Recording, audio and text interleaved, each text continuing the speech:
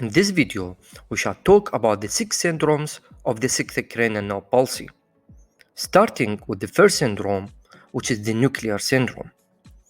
We have to know that the abducent nucleus lies in the dorsal pons, and in case of a lesion that affects the nucleus, it does not result only into abducent nerve palsy on that side, but instead we have to know that the abducent nucleus acts as a pinal common pathway for horizontal gaze.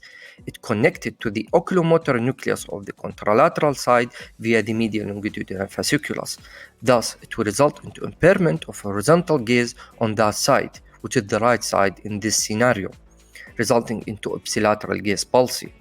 Also, due to involvement of the facial nerve fasciculus, which works around the nerve, they result into ipsilateral lower motor neuron facial palsy. The third finding will be a contralateral hemiparesis due to involvement of the descending corticospinal tracts. This is collectively called a foville syndrome.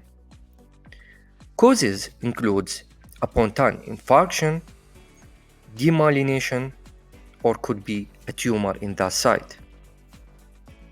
Moving on to the second syndrome, which is a fascicular syndrome.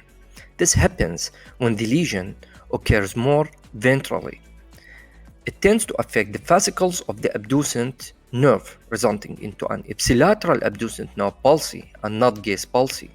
Also, there will be a contralateral hemiparesis due to involvement of the descending corticospinal tracts. These two combinations is referred to as Raymond syndrome.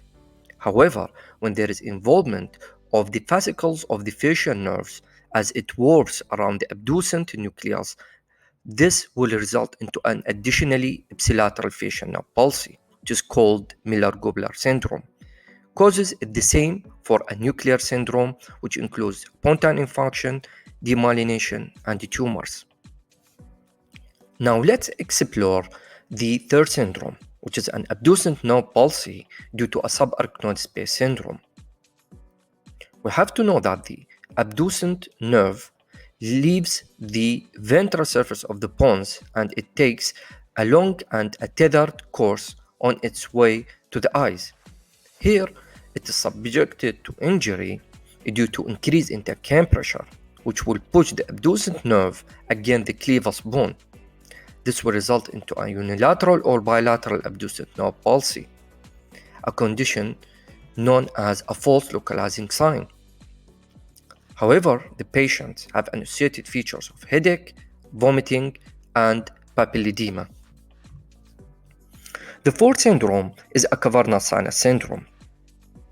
When the abducent nerves affected at the level of the cavernous sinus, in addition to the abducent nerve palsy, there will be a combined third, fourth, and also the first and second division of the trigeminal nerve, with or without Horner syndrome.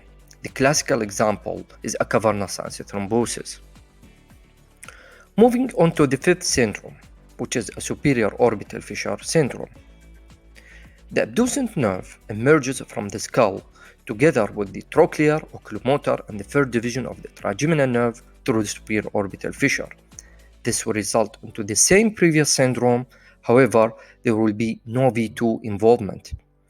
Causes could include tumors, trauma, and inflammatory conditions like a Tolosa-Hans syndrome. Syndrome number 6 is the orbital syndrome.